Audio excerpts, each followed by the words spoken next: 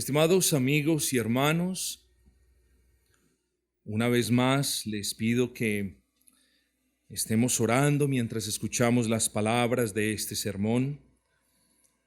Quienes persisten por la gracia del Señor en la fe en esta iglesia local pueden afirmar y testificar sin duda alguna. En esta iglesia no estamos empeñados en atacar a quienes creen algunas cosas diferentes a las nuestras. Con esto no podemos decir que aquí estamos felices del error. No estamos afirmando eso. Pero este sermón ciertamente no se debe mirar desde la perspectiva de, pero es que el pastor no está hablando de esto con amor. Usted no puede juzgar el corazón con el que yo estoy hablando. Usted no puede ver mi corazón. Usted no puede ver la manera como yo me preparé para este sermón, lo que yo estudié para traer este sermón. Juzgue este sermón por la verdad o en su defecto. Si no es verdad, júzguelo por ser una farsa. Pero juzgue estas palabras con justo juicio. Porque la verdad divide, hermanos. Y la verdad siempre ha dividido. Y somos personas amorosas. Testifico como pastor de esta congregación local que esta es una iglesia caracterizada por amor en medio de cualquier falencia, pero no podemos, estimados hermanos, dejar de hablar de estas cuestiones que dividen, insisto, porque la verdad divide. El apóstol Pablo le ha estado hablando a los hermanos de la iglesia de Éfeso al respecto de la unidad de la iglesia como cuerpo de Cristo. Hermanos, este es un tema de mucha importancia porque en la unidad de la iglesia nosotros estamos hablando, claro, estamos testificando de la gracia y de la obra de nuestro Señor en nosotros. Así que la unidad es algo muy importante, es algo que nosotros como iglesia debemos apreciar más y ciertísimamente no solamente debemos valorar esa unidad, sino velar por la integridad de la unidad que nosotros tenemos entre nosotros para la gloria del Dios Altísimo. Pero además de la unidad, ahora el apóstol Pablo comienza a hablar de unas bendiciones que los hermanos, algunos, no, todos los hermanos de la iglesia tienen. Dios le concede a todos y a cada uno de los verdaderos creyentes unas bendiciones a las que les hemos dado el nombre de dones.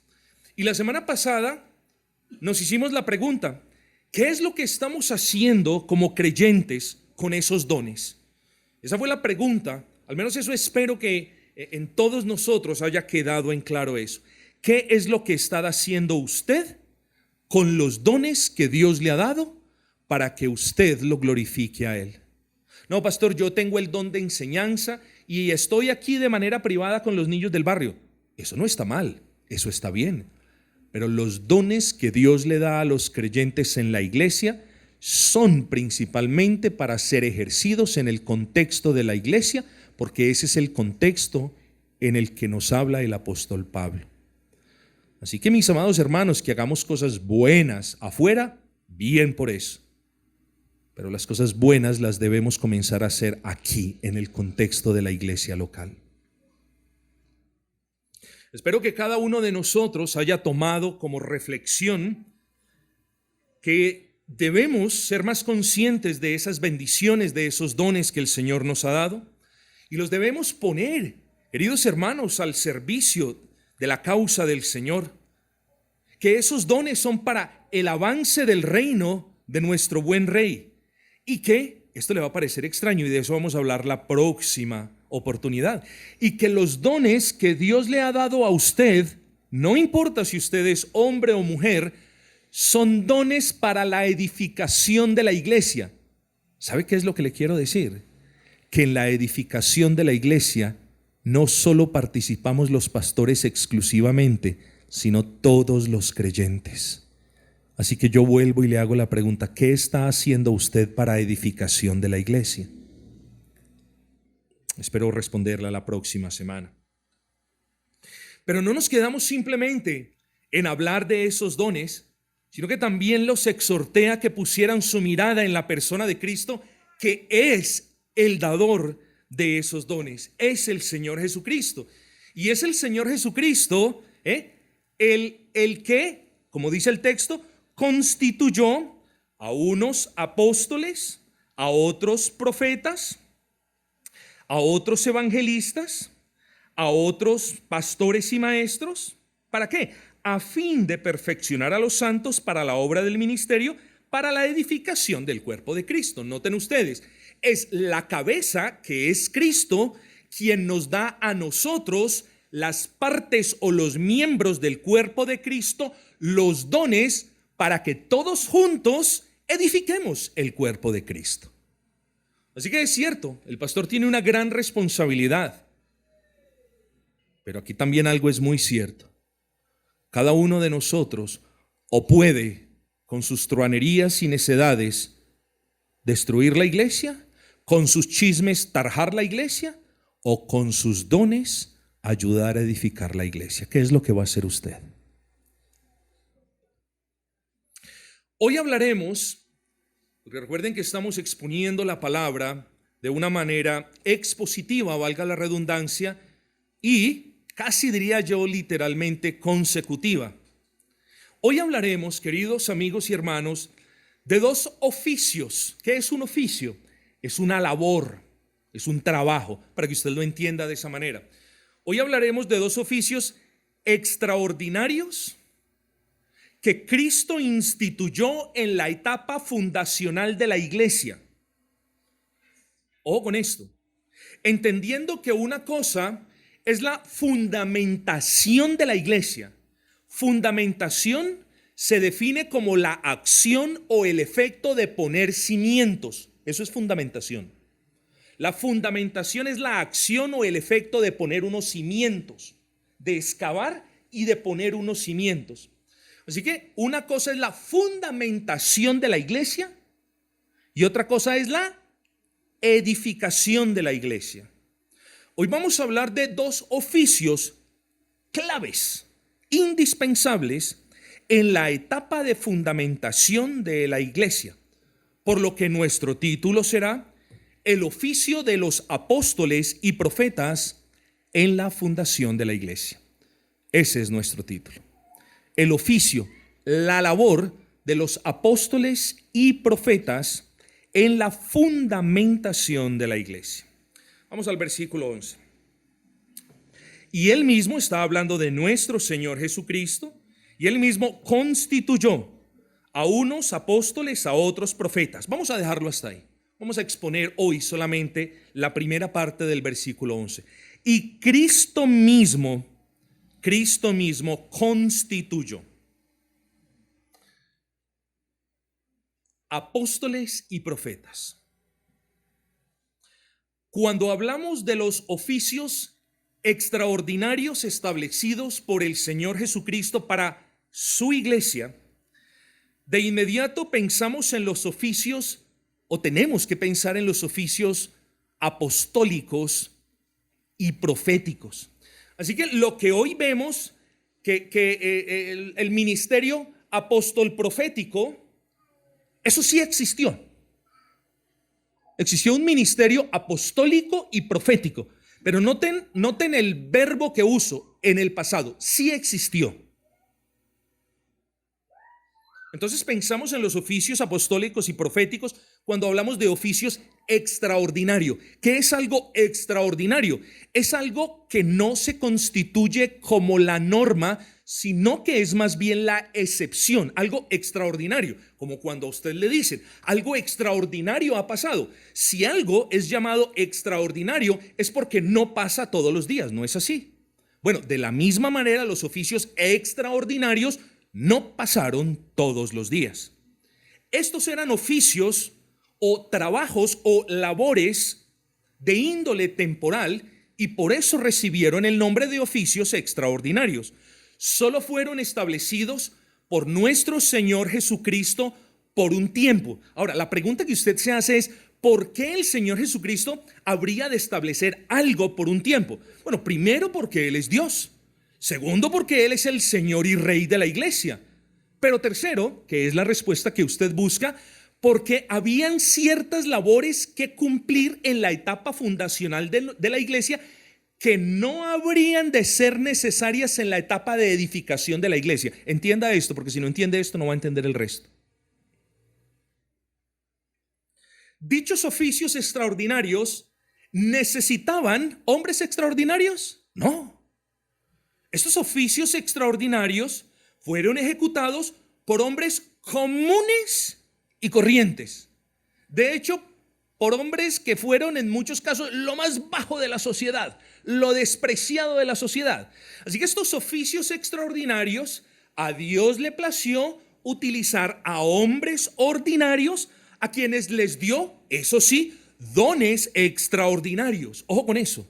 Así que hablamos de los oficios extraordinarios como el trabajo o la labor que Cristo le encomendó a hombres comunes y corrientes, a hombres ordinarios, pero a quienes sí les dio dones extraordinarios para que lo habilitaran a cumplir las labores que Cristo les había encomendado.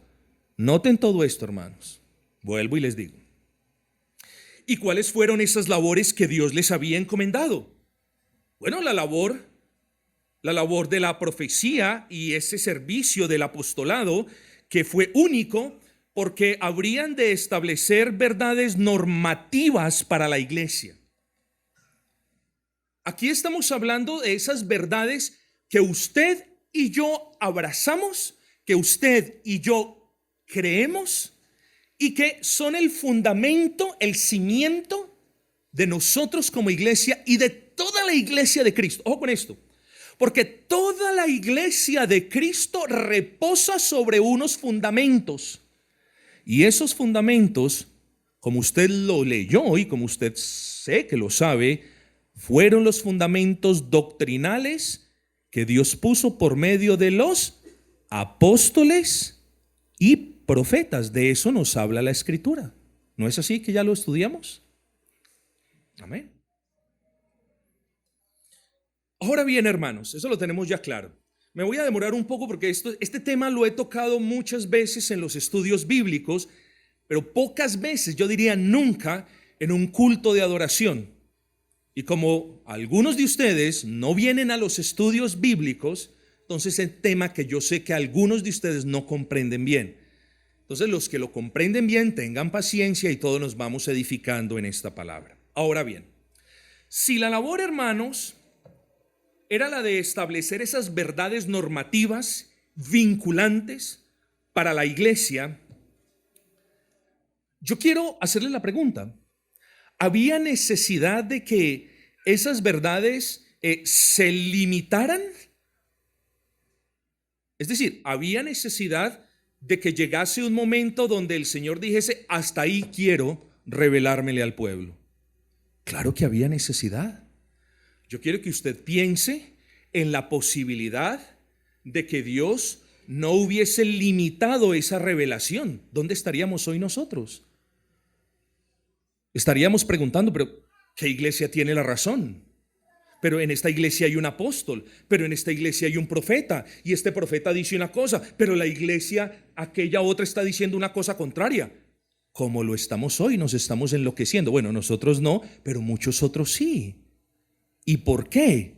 Porque Dios limitó lo que quería revelarle a la raza humana, y entonces en la limitación de esa verdad ya también limitó a aquellos instrumentos que transmitían esa verdad.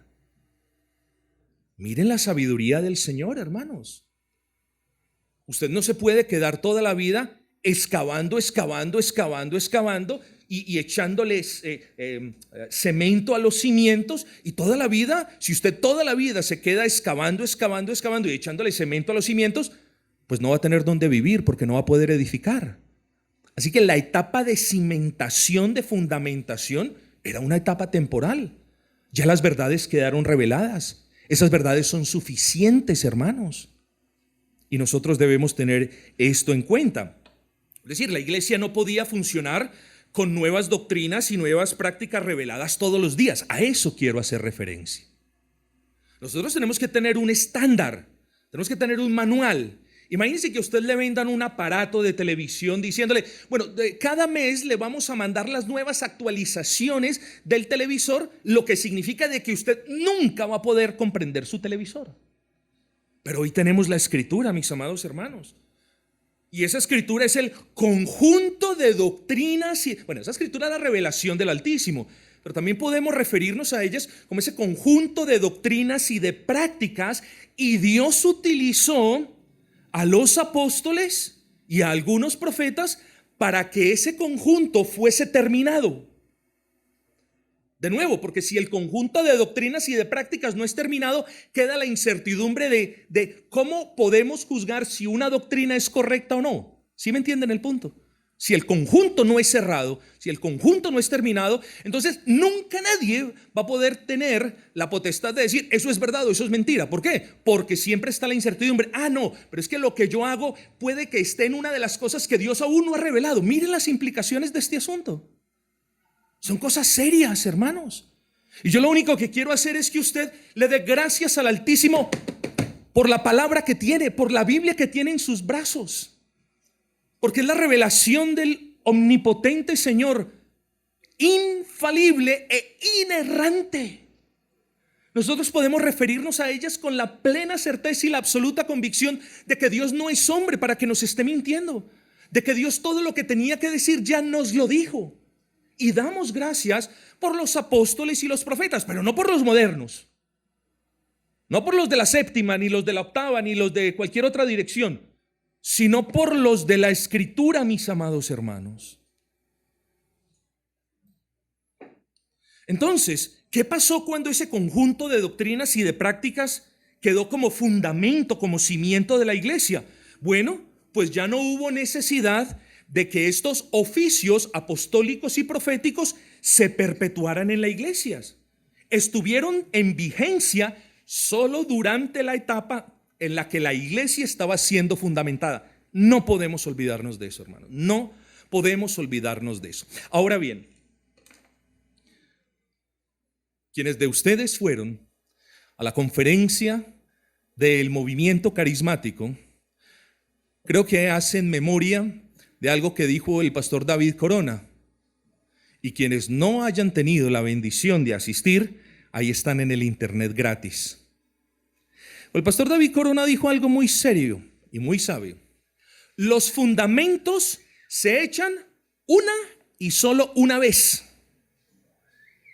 Usted no está echando fundamentos luego después de que empezó a construir el primer piso. Usted no está echando fundamentos en el segundo piso, ni en el tercero, ni en el penúltimo.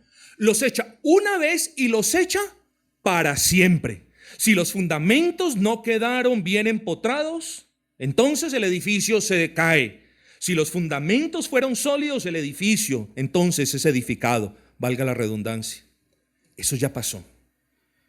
Nuestro Señor Jesucristo, en su sempiterna sabiduría, determinó que habría de haber un tiempo de cimentación y un tiempo de edificación. Bueno, hermanos, hace más de 2000 años que la iglesia ya fue fundamentada.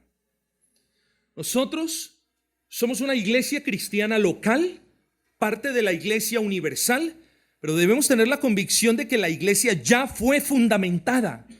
Nadie, ni yo, ni el mejor de los pastores, ni el pastor más conocido, ni el más carismático, nadie puede poner fundamentos sobre los fundamentos que ya quedaron revelados en la palabra de Dios. ¿Lo entiende? Nadie. Porque solamente fundamentos hay uno, y esos fundamentos fueron los que pusieron por la directriz divina los apóstoles y los profetas. Y para que esa fundación fuera estable, era necesario entonces que esos oficios apostólicos y proféticos estuvieran en su lugar. Pero ojo con esto es importante. Pero era también indispensable que estos oficios estuviesen acompañados de ciertas, ahorita lo dijimos, de ciertas manifestaciones extraordinarias de las que vamos a hablar en un momento. No podemos pensar en oficios extraordinarios acompañados de otra cosa que no sean dones extraordinarios. Y usted ahorita lo va a entender. Versículo 11, y él mismo, Cristo mismo, constituyó a unos apóstoles. Así que vamos a hablar en primera instancia del oficio apostólico, ¿Usted conoce a apóstoles? Digo, falsos apóstoles. Me toca llamarlos así. ¿Usted conoce falsos apóstoles? Bueno. No yo, no el doctor XX, no el pastor XH, no nadie, sino que la Biblia misma nos habla de cuáles son los distintivos de los apóstoles, por lo que no importa cómo quiera llamarse una persona, si esa persona no cumple estos distintivos, esa persona no puede llamarse apóstol. Además del argumento que ya hemos traído a su consideración, de que ya los fundamentos quedaron ya empotrados y que ya estamos hablando de la edificación de la iglesia, mis amados hermanos, tenemos que mirar estos distintivos. Y no solamente la Biblia nos habla de estos distintivos, sino que despertemos, mis amados. Toda la historia de la iglesia verifica estos distintivos y en ninguna parte de la historia de la iglesia, salvo un caso que vamos a mencionar más adelante, estos distintivos continúan siendo la norma para el oficio profético, apostólico. ¿Quién era un apóstol?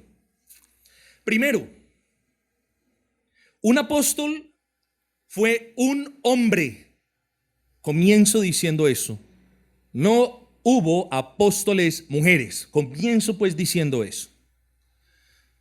Un apóstol fue un hombre que vivió durante el ministerio terrenal de Cristo. Esto lo reconoció. Esto no solamente nos da la Biblia, nos muestra el asunto de los apóstoles, sino que toda la historia de la iglesia siempre lo ha verificado. Y no solo eso, segundo punto. Los apóstoles fueron discípulos directos de Cristo, fueron estudiantes de Cristo, se sentaron a los pies de Cristo, escucharon a Cristo mismo hablarles y enseñarles y consolarlos. Porque vamos a hablar de apóstol con un aparecido que simplemente se llama apóstol. No. Tercer lugar, conocieron a Cristo. Cuarto, fueron comisionados por Cristo mismo. No se llamaron, note lo que dice el versículo 11, y Cristo mismo constituyó a unos apóstoles. No se llamaron ellos mismos apóstoles. ¿Quién le dijo a las personas que un pastor se puede llamar a sí mismo al pastorado? ¿Quién le dijo a las personas que una iglesia puede poner a un pastor sin contar, digámoslo así, con el visto bueno de los hermanos de la membresía? Bueno, ¿cómo es posible de que el apóstol, de que estos personajes se nombren a sí mismos apóstoles? Noten esto, la escritura dice, Cristo mismo constituyó. No vemos en ningún lado de la escritura iglesias nombrando apóstoles, hermanos. No vemos en ninguna parte de la escritura escuelas de apóstoles formando apóstoles tampoco. No vemos en ninguna parte de la escritura ministerios apostólicos enviando apóstoles. No los vemos. Los apóstoles fueron conocidos de Cristo, discípulos de Cristo, siervos de Cristo, y fueron comisionados verbalmente por Cristo. Así que si estas personas no cumplen estos requisitos, no pueden ser llamados apóstol. Por tanto, ¿quiénes son? Falsos apóstoles. Aquí no se está insultando a nadie. Aquí no se está agraviando a nadie. Se está hablando la verdad. Falsos apóstoles. Ojo con esto. Y estos verdaderos apóstoles, como ya lo esgrimimos antes, recibieron de Cristo dones extraordinarios. Ojo con esto. Dones extraordinarios que les servirían para autentificar el nuevo mensaje que estaban predicando. Y esto vamos a adentrarnos un poquito en esto. A estas personas y solo a estas personas podemos llamar apóstol. Ahora bien, es cierto que en la versión griega del Nuevo Testamento, la palabra apóstol ocurre 81 veces. 81 veces está el término apóstolos, es el término del original griego en todo el Nuevo Testamento. Y les voy a decir una cosa. De todas las 81 veces en las que esta palabra apóstolos aparece en el original griego, solo 2 veces dicha palabra hace referencia a personas diferentes a los 12 apóstoles. ¿Sí entendieron, hermanos? De las 81 veces que la palabra apóstolos aparece en el Nuevo Testamento, solamente 2 veces hace referencia. La primera a Epafrodito en Filipenses 2:25, la segunda a Tito en 2 de Corintios 8:23. La de Hechos 14:14 es muy discutible y ya me tomaría más tiempo para elaborarla, y a quienes deseen entre ustedes conocer más de Hechos 14:14, con mucho gusto se los explico. Pero suponga que, y no es así, suponga que Hechos 14:14 también habla de apóstoles. Entonces, de las 81 veces en las que el vocablo griego aparece en el Nuevo Testamento, solo 3 veces es en referencia con personas que no son los 12 apóstoles. Luego, mis hermanos, el uso dominante de la palabra apóstol es la de aquellos que fueron comisionados por Cristo. Y la iglesia jamás debería llamar apóstol a nadie aparte de los 12 apóstoles. Y también, claro, de Matías y de Pablo, ¿cierto? Entonces la pregunta que usted me hace, y ojo con esto que esto es importante, y muchos de ustedes no la saben porque no han estado en los estudios bíblicos o porque no la han leído. Entonces, pastor, ¿cuántos apóstoles hubo? ¿12? ¿11? ¿O 13? ¿A cuántos comisionó Cristo? A 12. El impío se suicidó. ¿Cuántos quedaron? 11. Matías fue llamado. ¿Cuántos quedaron? 12. Santiago, Jacobo el mayor, fue muerto por Herodes. ¿Cuántos quedaron? 11 de nuevo. ¿Sí la ve?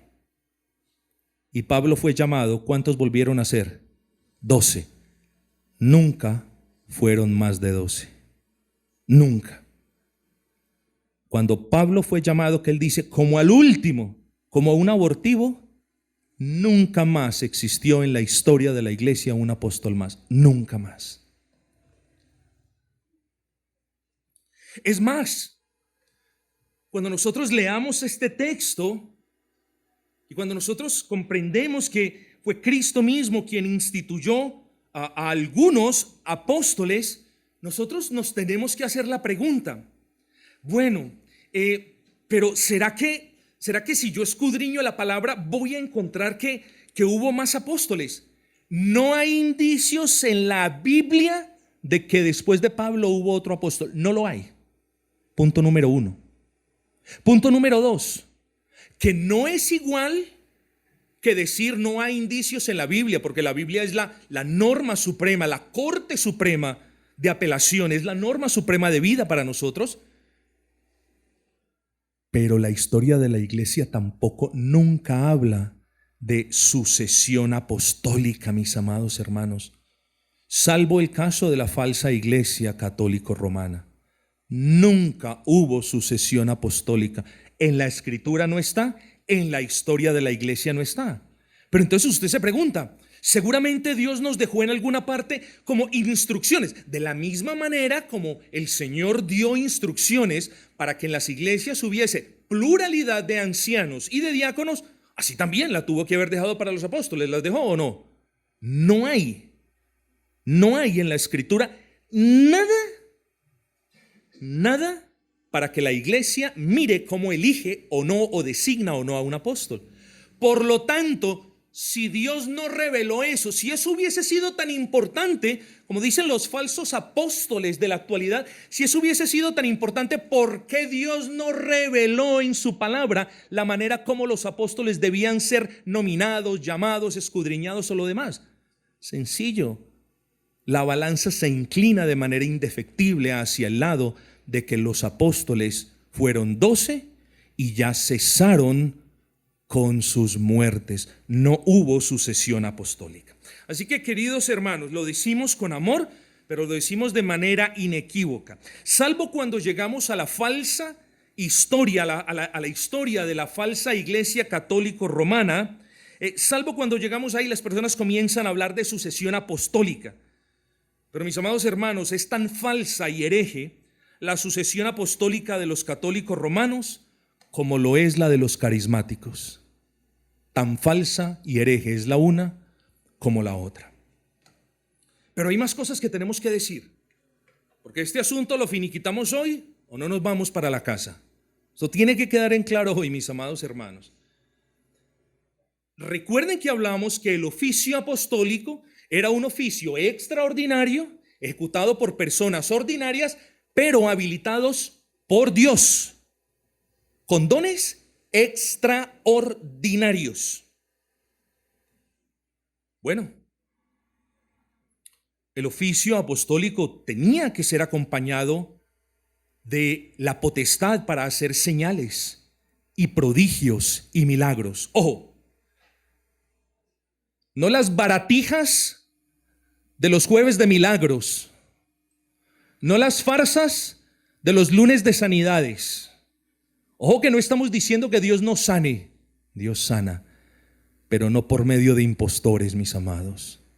Dios puede sanar, Él sigue siendo nuestro Dios, Él es omnipotente, pero Él no necesita de intermediarios ni de mercaderes de la muerte para sanar las almas de quienes y los cuerpos, si esa es su voluntad. Él no necesita de intermediarios. Pero ojo con esto. Quiero que piensen en el pueblo judío. Un pueblo manso y humilde, ¿cierto? No. Un pueblo de duro corazón. Un pueblo de dura cerviz. Un pueblo incircunciso de corazón en su mayoría. Un pueblo negador de Cristo, a pesar de haber visto a Cristo hacer cosas que nadie más había hecho. Lo negó. Ahora, ya pensaron en el pueblo judío, ¿cierto? Déjenlo aquí. Con toda su dureza de corazón, con toda su incredulidad y todo lo demás. Ahora piensen en unos hombres desabridos, quizás un poco malolientes, sin casta, sin cultura, sin educación, sin letras y con un oficio bajo, quizás uno de los más bajos y mal vistos por los demás, el de pescadores. Ahora, habiendo ya usted pensado en el pueblo judío y habiendo usted pensado en estos pescadores, en estos hombres humildes, ahora quiero que piense en esto. Piense en estos pescadores ignorantes, sin letras, hablando en el nombre del Altísimo, revelando nuevas doctrinas y llamando a los cultos, a los poderosos, llamando a los que sí conocían a Dios, a los que eran hijos de Abraham, llamándolos al arrepentimiento. Así sin más ni más. ¿Ustedes creen que los judíos habrían de prestarle atención a estos hombres? Nadie les creería a menos de que Dios les diese a estos hombres unas capacidades especiales para probar que lo que ellos estaban hablando venía de parte del Altísimo. Y sucedió, mis hermanos. La Escritura dice que sobre ellos vino el Espíritu Santo y estos apóstoles recibieron un poder que nadie, en términos generales estoy hablando, que nadie tuvo antes que ellos, salvo el Señor Jesucristo mismo, porque Él es el dador de los dones. y que nadie nunca tendrá después. Era necesario que las palabras que Dios estaba revelando por medio de sus apóstoles, que las doctrinas que Dios estaba trayéndole a la iglesia por medio de los apóstoles, era necesario que esas palabras estuviesen avaladas, selladas, autenticadas por hechos en el que las personas tuvieran que decir: definitivamente estamos creyendo, porque este hombre sí está hablando las palabras de Dios, porque hace las cosas que solamente podría hacer alguien con quien Dios está. Entonces, por eso decimos que los dones, las señales, cuando incluso el apóstol Pablo resucitó a este muerto, y decimos que esas cosas estaban ahí para un propósito, y eran las de autentificar o validar como ciertas las palabras, la doctrina que ellos estaban trayendo y enseñando. Hermanos, pero continuemos. Ahora, mientras yo le voy hablando, continúe pensando en los apóstoles que usted ha conocido o en los falsos apóstoles que usted ha conocido. Y mire de ipso facto de que no hay ni un punto en el que concuerden los unos, los de la Biblia, con estos otros. No hay ningún punto en el que puedan concordar. Y ni siquiera quiero abrir mi boca para hablar de las farsas y de los engaños y de las sanidades mentirosas que hacen ellos. Ni siquiera voy a hablar de eso. Ahora hagámonos la pregunta: ¿cuántos prodigios hicieron? Estos no hacen prodigios, estos engañan. Y las cosas que hacen, de las cuales nosotros no tenemos explicación, las hacen por el poder de Satanás. Porque Dios no puede obrar por una persona que no busca su gloria. Porque Dios no puede obrar por una persona a quien Él no ha llamado. Dios no puede respaldar un ministerio de alguien a quien Él no ha llamado. Ojo con esto. Entonces, luego, si hacen algunas cosas de las que nosotros no podemos ofrecer explicación, ¿por quién las hace? Eso sí que las hacen por el poder de Belcebú, hermanos. Ojo con esto. Y luego, ¿qué nos enseña la Escritura? ¿Cuántos prodigios hicieron? ¿Cuántos prodigios hacen los falsos apóstoles? ¿A cuántos hospitales van? ¿A cuántos sanan? ¿A cuántos resucitan de entre los muertos?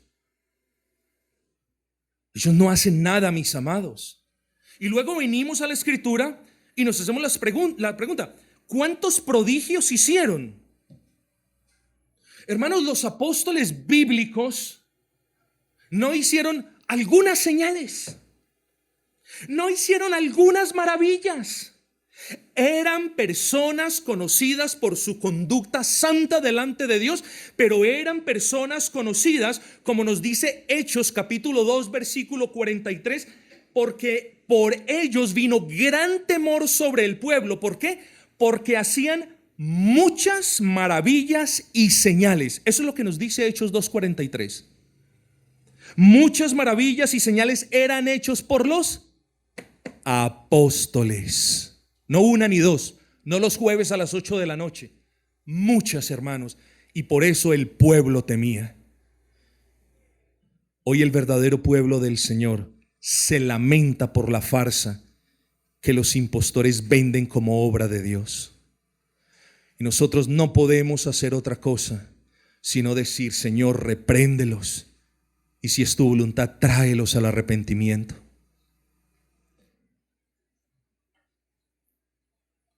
Mis hermanos, la cantidad de milagros y señales hechas por los apóstoles, además de ser cuantiosas y grandes y maravillosas, tenían un único propósito. Ojo con esto. No era el propósito de llamar la atención. No era el propósito de pedir diezmos o primicias. No se daban con el propósito de que ellos fueran alabados y endiosados como lo son. ¿Cuál era entonces el propósito? Se los dije: el de confirmar o atestiguar o autentificar que las palabras que estos pescadores humildes estaban hablando, las estaban hablando en el nombre de Cristo. Ese era el propósito. Pastor, ¿de dónde saca usted ese razonamiento? En la palabra, hermanos. Marcos 16:20. Y ellos, ¿quiénes? Los apóstoles, saliendo, predicaron en todas partes, ayudándoles el Señor, ojo con esto, y confirmando la palabra con las señales que le seguían. Ahí está. Las señales estaban para confirmar la palabra. Ahí está.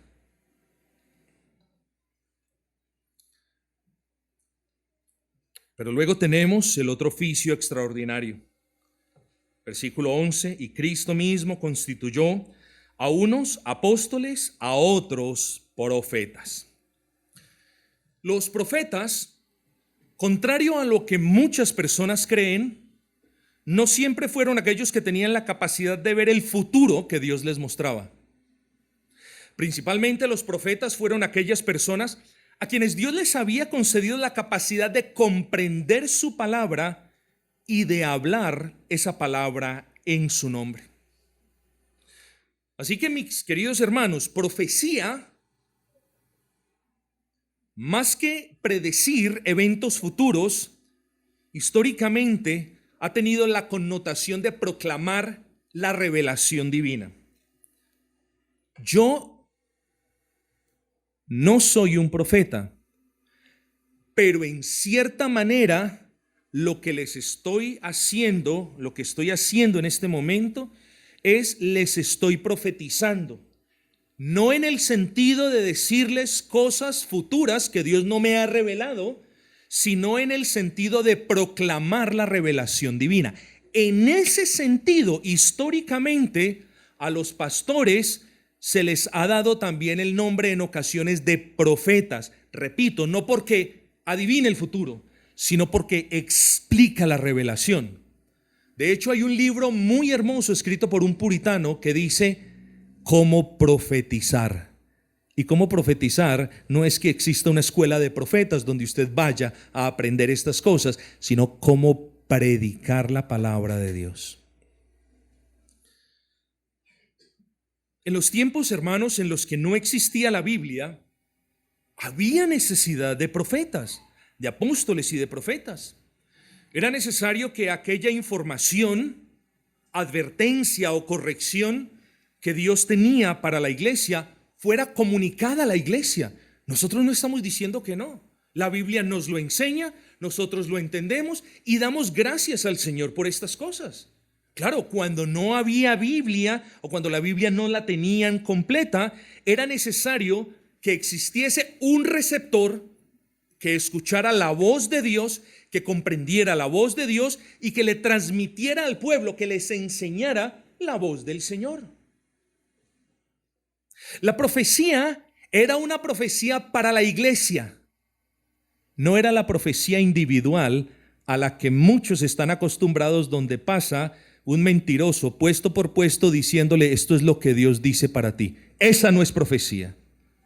La profecía bíblica es la profecía en la que Dios le hablaba a los profetas para guía de su iglesia, para advertencia de su iglesia, para edificación de su iglesia, no para levantar las concupiscencias de muchos y para decirle a otros usted va a ser rico y usted va a tener esposo y usted va a tener esposa. Y cuando predican cosas difíciles, después de eso le dicen pero no se preocupen porque Dios lo va a bendecir. Claro, pónganse a predicar cosas malas para ver qué es lo que pasa. ¿Ustedes no se acuerdan lo que dice la palabra, mis amados? Que todo aquel que diga hablar en nombre de Jehová y esa profecía no se cumpla, ¿qué hay que hacer? Había que apedrearlos. Yo no estoy diciendo que tengamos que hacer eso. Lo que les estoy diciendo es que si usted es un cristiano bíblico, usted va a estar satisfecho con la revelación profética de Dios en la palabra y no por una persona que dice hablarle en nombre de alguien que no le está hablando. Lo tenemos que entender, mis amados hermanos. Hoy tenemos la Biblia hecha, derecha, completa, inspirada por Dios, en la que no hay falibilidad o error alguno. Y de la Biblia podemos decir lo que dijimos ahora, que Dios todo lo que tenía para decirnos nos lo dijo. Seguramente, hermanos, cuando lleguemos a su presencia nos va a decir cosas grandísimas, cosas que no vamos a poder comprender a este lado de la eternidad. cosas nuevas, aprenderemos más de Cristo, nos gozaremos más con Cristo, veremos atributos hermosos de Cristo que hoy no los podemos ver quizás, pero ahora tenemos la palabra y debemos mostrar gratitud para con Dios por medio de la palabra. Piense que yo le doy a usted un regalo que usted necesita y usted lo ve y dice, pues bueno, hermanos, yo me voy a entristecer, no tanto de que usted me haya despreciado el regalo, sino del mal que usted le está causando a su vida por haber despreciado algo que usted necesita. Usted necesita la palabra de Dios, esa palabra inerrante e infalible. No la desprecie, no cambie la revelación fidedigna, exacta, precisa, armoniosa, gloriosa del Dios vivo en la Biblia que las invenciones de una palabra, de una persona que dice hablar en el nombre de Dios. No la cambie. Dios es más que la persona y la Biblia son más que las falsas revelaciones que otros inventan. Quédese contento con lo que dice la palabra. Aquí en la palabra está todo lo que necesitamos saber. Recuerde Juan capítulo 22 versículo 20, cuando el apóstol dice, y muchas otras cosas hizo el Señor Jesucristo, pero solo algunas quedaron aquí, solo las que ustedes necesitan. Quedémonos contentos con la palabra de Dios. Entonces yo le hago una pregunta a usted y respóndamela sí o no. Usted tiene una Biblia en su mano, cada uno de ustedes tiene una Biblia en su mano. Yo le voy a hacer la pregunta. ¿La Biblia que usted tiene está completa o no está completa? Porque si la respuesta que usted me da es no tengo una Biblia completa, lo que usted está diciendo es, yo necesito a un profeta, necesito que alguien me muestre la voluntad de Dios. Note eso. Pero si usted entiende que la Biblia ya se completó, que Dios prohíbe añadir, lea el último capítulo de la Escritura, que Dios prohíbe añadir o quitar una sola palabra a esta revelación. Si usted entiende eso y comprende entonces que su Biblia está completa, yo le exhorto a que dé gracias al Altísimo, porque ahora la voluntad del Señor está a su disposición. Ahora usted no necesita ir de allí para acá a que le adivinen la suerte y a que le saqueen los bolsillos. Usted tiene la palabra del Señor. Dios le está hablando y lo está haciendo gratis, mis hermanos. Los que creemos que la Biblia está completa y es suficiente, no tenemos necesidad de profecías. Solamente es la persona morbosa, la curiosa, la que quiere saber más. Y a esa persona en muchos casos Dios permite que sea engañada por falsas profecías. ¿Sí ven el punto? Dios nunca nos engaña por su palabra. Estemos contentos con lo que Dios nos ha hablado. Así que hermanos, repito, todo lo que Dios deseó revelarnos ya lo reveló en su palabra. Luego no hay necesidad de las profecías, porque las profecías fueron dadas entre tanto la Escritura se completaba.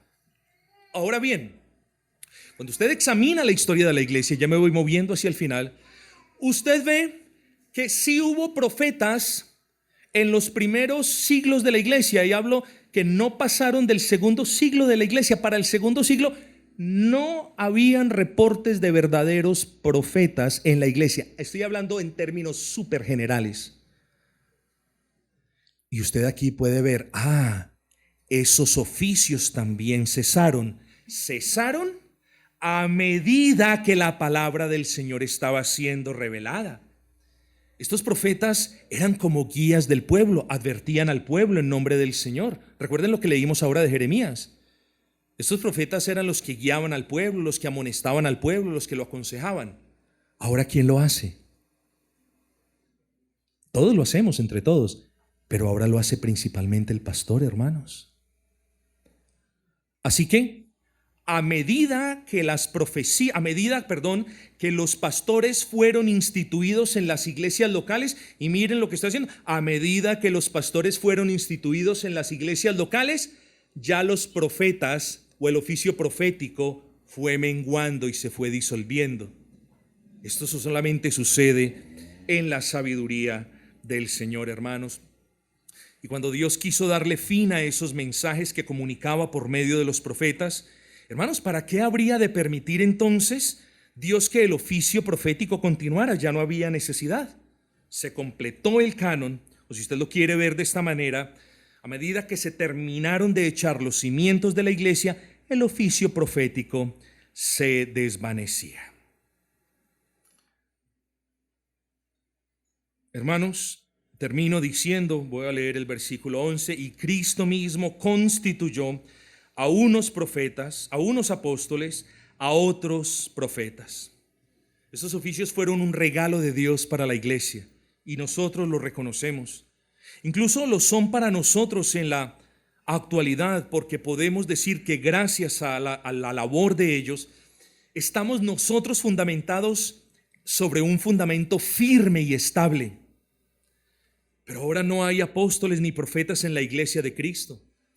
Ahora tenemos los que gobiernan y los que ayudan. Ahora tenemos los pastores y los diáconos. Y es claro que hablar de apóstoles en estos tiempos, mis amados, es producto del desconocimiento. Y no del desconocimiento del poder de Dios. Y con esto termino y esto le pido que me entienda. Porque esto no es acerca de si Dios puede o quiere. Excúsenme. Esto no es acerca de si Dios puede. Esto es acerca de lo que Dios quiera. Nunca se pregunte, pero es que, ¿acaso es que Dios no puede tener un profeta? Claro que sí. Pero Dios no quiso que en la etapa de edificación de la iglesia participaran ni los apóstoles ni los profetas. Los que sí participaron en la etapa más importante de la iglesia, que fue la de la cimentación. Entonces no es que Dios no pueda, Él puede, pero Dios no lo dispuso de esa forma. Entonces llamar a alguien que no ha visto a Cristo, que no ha sido comisionado por Cristo, que no tiene los poderes o dones extraordinarios que Cristo le dio, llamarlo apóstol, hermanos, es muestra del desconocimiento de la Escritura. Llamar a alguien profeta cuando tenemos la profecía certera y revelada es también sinónimo de desconocimiento de la Escritura.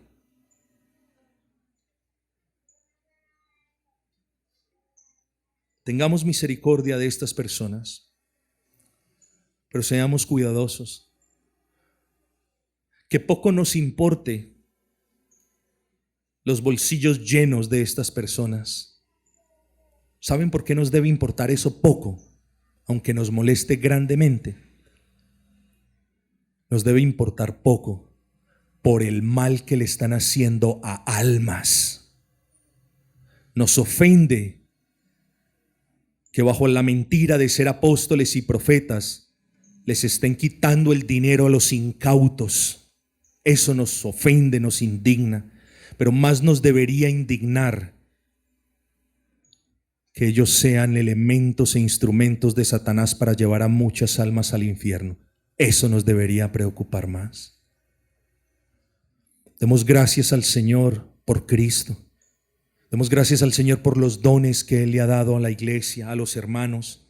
Pongamos esos dones al servicio de la iglesia para la gloria de Cristo.